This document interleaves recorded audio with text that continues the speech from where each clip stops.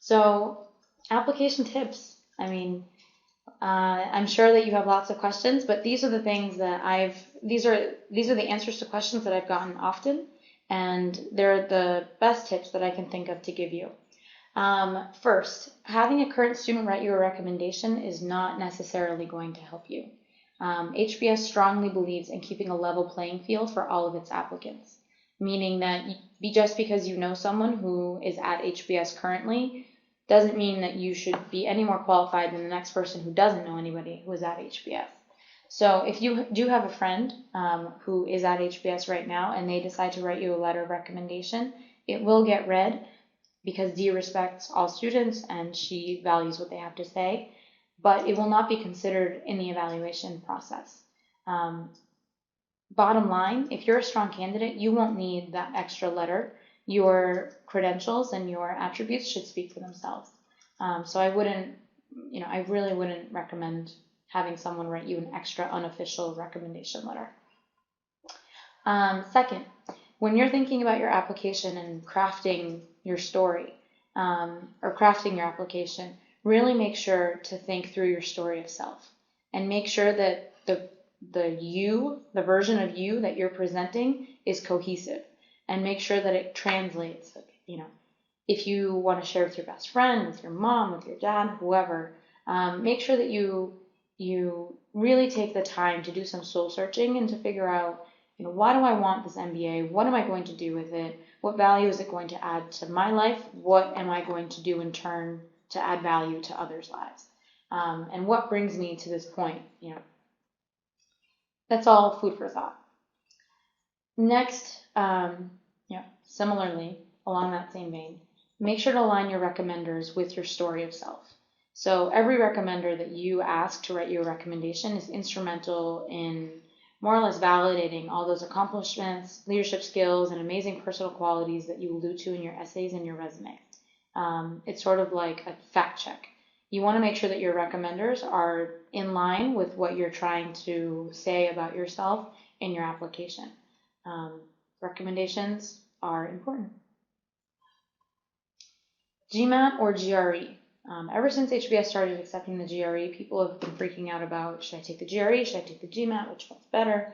Honestly, it doesn't make a difference. As long as you do well, you're fine. And yes, doing well means being in the 90th percentile plus. Facts are facts. 75% plus of HBS's class is in the 90th percentile or up for the GMAT or GRE. And that means that 25% are not, which is still fine. It's not to say that if you score less than 90 in the 90th percentile that you shouldn't apply, but you should strive to do as well as you possibly can on the GMAT and GRE. Next, read the HBS website. So I know it sounds like I'm just passing you off, but really, HBS is really transparent. It tries very hard to be very transparent about the admissions process. Dee always likes to say that it's really not the black box that everyone thinks that it is. So I've included a link for you because this link includes all the information, and they've actually made the page far more informative than when I worked at HBS. And I really think that if you go through that page, if you generally browse through the website, you should have a pretty clear idea of what HBS is looking for and what you need to do as part of the evaluation process, the application process. And then I just took a look at Dee's blog, and I noticed her blog from September 17th.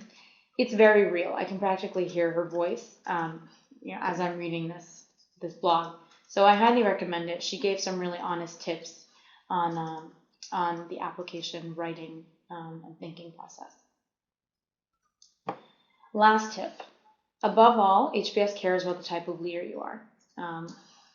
It sounds silly, but honestly, leadership matters a lot. And as an applicant, you should really take some time to refine what type of leader you are, and you should own it. Don't try to be something that you're not. If you are an entrepreneur, own it. If you are, if you're more of a motivational leader, own it. If you're really the kind of person that is president of every club and, you're president of your fraternity or sorority or whatever have you, own it. That's fine. HBS wants to get to know you as part of the application. And so think about it and figure out what kind of leader you are. There's no one type of leader, and just move forward from there. Like I mentioned about the case method, every class at HBS starts with a professor asking a student to say what he or she would do as the protagonist of the case. The protagonist is the leader in that situation. And every day in every single class that you attend at HBS, you are expected to put yourself in the shoes of a leader and solve a problem. And people approach problems from all different vantage points, and just figure out what your vantage point is and drive that home in the application. Ultimately, again, I'm driving this point home. HBS wants leaders that will make a difference in the world.